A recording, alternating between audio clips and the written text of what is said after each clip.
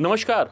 उत्तराखंड की बात में आज एक बार फिर से हमारे साथ बात करने के लिए देश के जाने माने पत्रकार और पंजाब केसरी समूह के उत्तराखंड के संपादक निशित जोशी साहब हैं। जोशी साहब से बात करेंगे और इस वक्त जो सबसे गंभीर मसला है, अगर हम उत्तराखंड की बात करें या फिर देश के परिप्रेक्ष्य में अगर हम बात करें तो इस समय सबसे गंभीर मसला है हल्द्वानी और हल्द्वानी के बनभूलपुरा का। आपने देखा बीते दिनों वहाँ क्या कुछ हुआ और किस तरह से वहाँ कई लोगों की ज़िंदगी जो है खतरे में आई। हालांकि समय रहते कार्रवाई की गई, लोग बच गए, बावजूद इसके एक सवाल खड़ा हुआ है और उस सवालों का जवाब लगातार तलाशने की कोशिश की जा रही है। इससे पहले भी जो हमारे एडिटर हैं निशित जोशी साहब, उन्होंने बड़े विस्तार से अब्दुल मलिक का इतिहास बताया था कि अब्दुल मलिक दरअसल है क्या, कहाँ का रहने वाला, बचपन कैसा रहा उसका, किस तरह वो आगे बढ़ा और किस तरह से वो एक विशेष मानसिकता में बनता गया। आज हम बात करेंगे उससे आगे की। सर, एक बार फिर से स्वागत है आपका इस खास शो में। सर, जो बात होगी आज होगी कि बनभूलपुरा में जो कुछ हुआ, एक समय बीतता जा रहा है लेकिन अब तक अब्दुल मलिक गिरफ्तार नहीं हो पाया है। कौन सर उसको सरपरस्ती दे रहा है, क्या लग रहा है, कहाँ हो सकता है वो? यही ढूंढने की बात है कि अब्दुल मलिक कैसे गायब हो गया। आपको याद है अतीक हत्याकांड का गुड्डू मुस्लिम भी गायब है। यानी कुछ लोग ऐसे हैं जो ऐसे लोगों को प्रोटेक्शन दे रहे हैं और वो सही समय की तलाश कर रहे हैं, सही समय का इंतजार करते हैं, क्योंकि अब दिन पर दिन लोकसभा चुनाव करीब आ रहा है। तो तमाम ऐसे तत्व जो अपने, जिनमें मैं कहूँगा विदेशी ताकतें भी, जो अपना स्वार्थ सिद्ध करना चाहती हैं, ऐसे लोगों को मोहरा बना के अपना काम करती हैं। तो कहीं ना कहीं उनको हाइड दे रखी होगी और हो सकता है उनके कुछ सरपरस्त आसपास हल्द्वानी, नैनीताल, उत्तराखंड में पहुंच भी चुके हों जो उनको जानकारियां भी दे रहे हैं। और सर, देश का एक और राज्य है पश्चिम बंगाल जो बहुत सेंसिटिव है। जी जी, हमने देखा है कि पश्चिम बंगाल में कई बार इस तरह की घटनाएं होती हैं जो सुर्खियों में आती हैं, लेकिन कार्रवाई ऐसी मुकम्मल नहीं हो पाती है कि आगे इस तरह की घटनाएं ना हो। हमने फिर से देखा 24 परगना जिला में किस तरह से महिलाओं के साथ, दलित महिलाओं के साथ वहाँ पे शोषण किया गया। लेकिन घटना अगर उत्तराखंड की है, देवभूमि की है, तो कुछ सर जो सो कॉल्ड ये कह सकते हैं कि मानवाधिकार है, वो यहाँ ज़्यादा एक्टिव दिख रहे हैं बनिस्बत वो बंगाल में नज़र आते।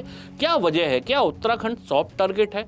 यहाँ पे आके चीज़ों का बखान करना, उनकी फैक्ट फाइंडिंग करना, ये उन लोगों के लिए आसान हो जाता है कि वो इसके बजाय वो बंगाल जाके उसकी पड़ताल करते, वहाँ की रिपोर्ट तैयार करते। क्या लगता है सर, एक ये प्लानिंग है कि उत्तराखंड जैसे खूबसूरत वादियों वाले प्रदेश को डिफेम किया जाए? जी, निश्चित तौर पे उत्तराखंड में एक समय था जब माओवादी आंदोलन बहुत चरम पे था। माओवादियों ने यहाँ बहुत काम किया और आप जिस ओर इशारा कर रहे हो वो अर्बन नक्सल की ओर जा रहा है। तो निश्चित तौर पे अर्बन नक्सल बेसिकली वो हैं जो नक्सलियों को बौद्धिक प्रदान करते हैं। शहरी लोग होते हैं, बौद्धिकता प्रदान करते हैं। बेसिकली नक्सल है क्या?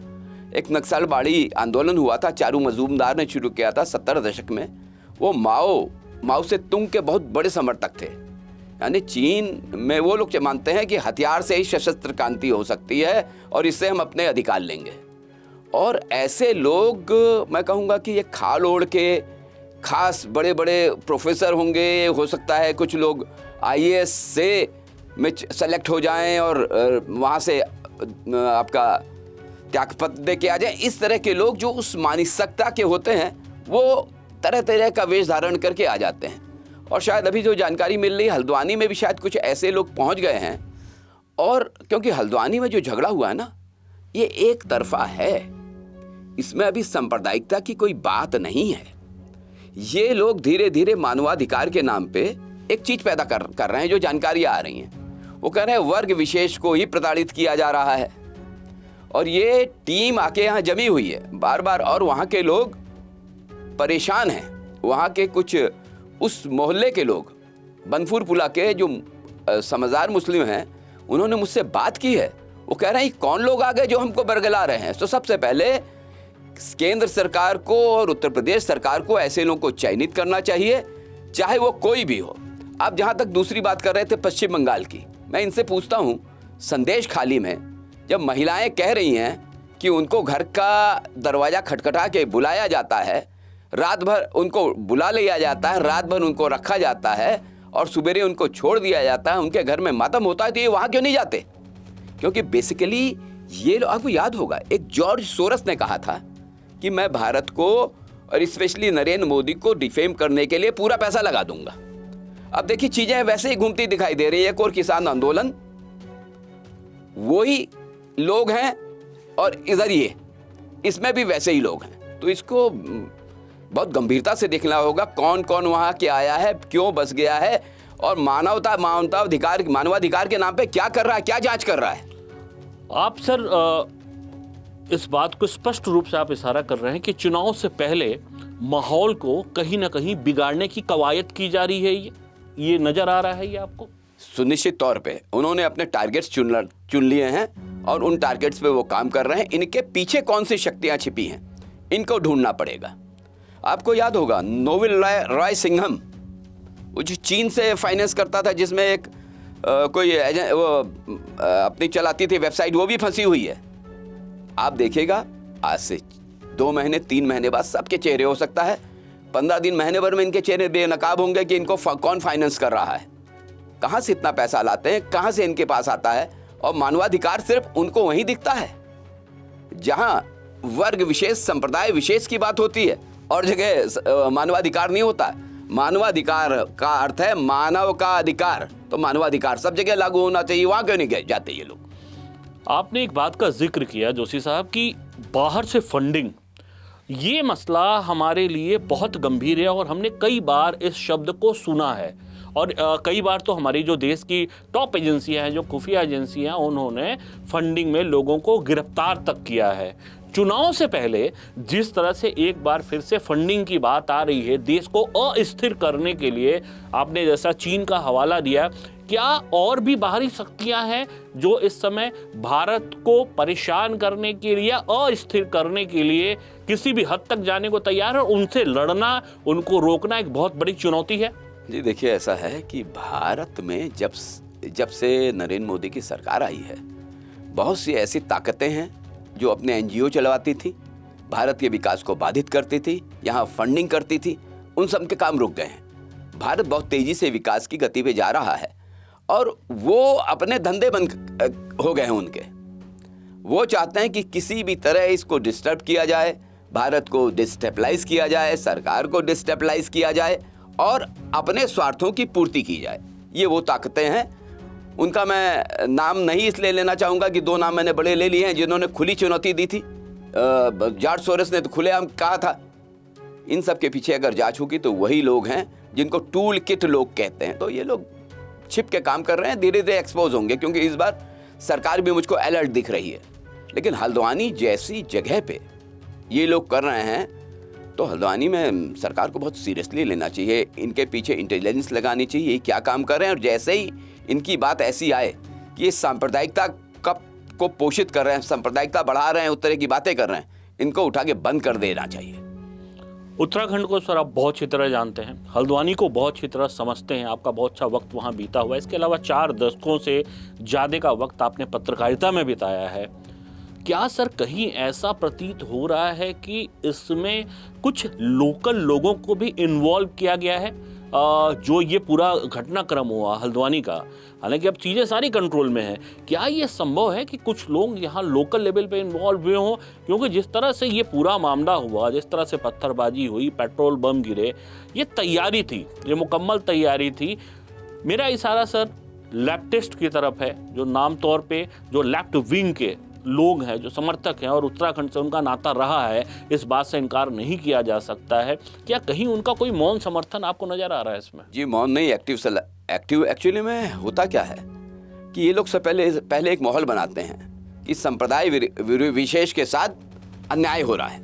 ये उनमें घुस जाते हैं, उनके युवाओं को जो जरा सा भी देखते हैं बरगलाया जा सकता है बरगला देते हैं और अंदर ही अंदर खाते तैयारी करवाते हैं। आसपास के जिलों से अपने उन कैडर्स को भेजते हैं जिनको ये ट्रेन कर चुके हैं, पूरा उनका ब्रेन वॉश करके उनको एकदम नक्सलाइट बना चुके हैं। उनके थ्रू काम करते हैं। उत्तराखंड में सबसे ज्यादा एक्टिव रहने वाला नक्सलाइट माओवादी वो भी इस समय यहाँ एक्टिव है, और जानकारी आ रही है उनके साथ कुछ और लोग वहां बैठ के पिछले 2-3 दिन से वहीं डेरा डाले हुए हैं। आखिर क्यों? किस मानवाधिकार की आप जांच कर रहे हो? क्या सिर्फ पुलिस वाले नहीं मारे गए? पुलिस वालों को चोट नहीं लगी? वो मानव नहीं है क्या? जो अधिकारी हैं, संवर्ग है, उनको चोट नहीं लगी? मानवाधिकार सिर्फ वर्ग विशेष का ही होगा, या जहां आपके स्वार्थ सिद्ध होंगे वही मानवाधिकार होगा? यही इनके चेहरे के नकाब को उतारता है कि दे आर किसी खास मकसद से खास लोगों के लिए काम कर रहे हैं। इनके पीछे बहुत से ऐसे लोग हैं जो चाहते हैं कि हमारे यहाँ अस्थिरता फैले। इसका मतलब सर ये हुआ कि ये जो लोग भी हैं, जैसा आपने अभी बताया कि 2-3 लोग तो जमे हुए हैं हल्द्वानी के बनभूलपुरा क्षेत्र में या फिर आसपास जमे हुए, ये पहले से सक्रिय हैं।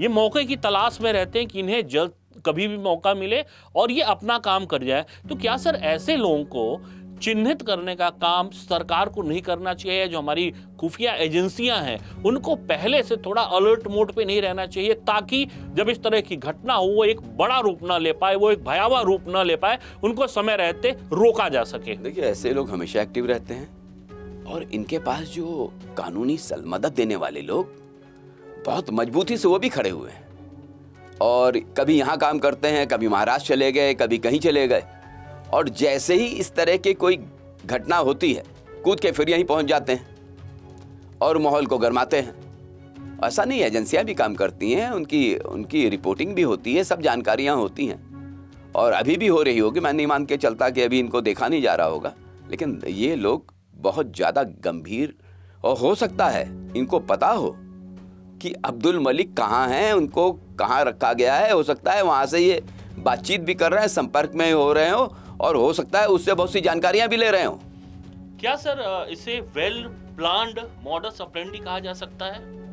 May be possible. मुझको तो लगता है जिस तरह से वहाँ पे झगड़ा हुआ है, अब बता रहे हैं पेट्रोल बम फेंके गए हैं, आगजनी हुई है, पत्थरबाजी हुई है, और महिलाओं ने भी पत्थर मारे हैं, तो इसका अर्थ वेल प्लान्ड ढंग से ये तैयारी कर ली गई थी।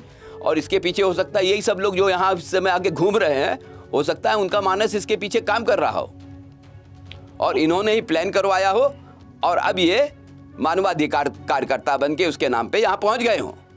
इतने शूड हैं ये लोग। उत्तराखंड के परिप्रेक्ष्य में सर ये घटना निसंदेह एक काला इतिहास कही जाएगी, क्योंकि अमूमन ऐसी घटनाएं यहाँ होती नहीं है, और ये दंगा नहीं था, ये हमला था। जो प्रशासन की टीमें थी, जो पुलिस की टीमें थी, वो अपना काम करने गई थी, उनके काम को रोका गया, उन पे पत्थरबाजी की गई। दंगा दरअसल 2 पक्षों में होता है। जब हिंदू मुस्लिम का विवाद हो, जो कम्युनिटी विवाद होते हैं, तो वो यहाँ नहीं था।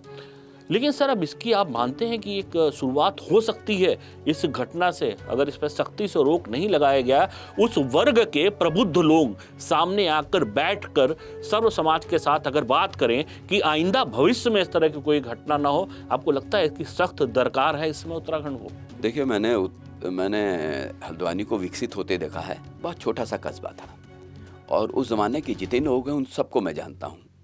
ये बहुत ही अच्छे लोग हैं। हुआ क्या है कि जब राज्य बना तो बहुत से लोगों को लाके बाहर से बसाया गया, और पार्टी विशेष ने ज़्यादा बसाया। ये उनका वोट बैंक है। उनके विधायक, उनके पूर्व विधायक, उनके जो मंत्री बन रहे हैं, उनके संरक्षण में खड़े हो जाते थे। आज भी वो लोग अपना वोट तलाश रहे हैं, और इनको एक मोहरे की तरह यूज़ कर रहे हैं। जब इन लोग पे केस होंगे, इन लोग की वो तोड़े जाएंगे, तब वो गायब हो जाएंगे। अभी उनको मोहरे की तरह यूज़ कर रहे हैं।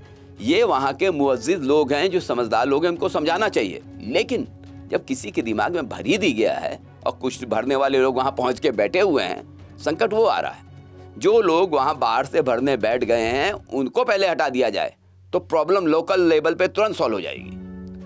वो नहीं सॉल्व होने देना चाहते। संकट ये है।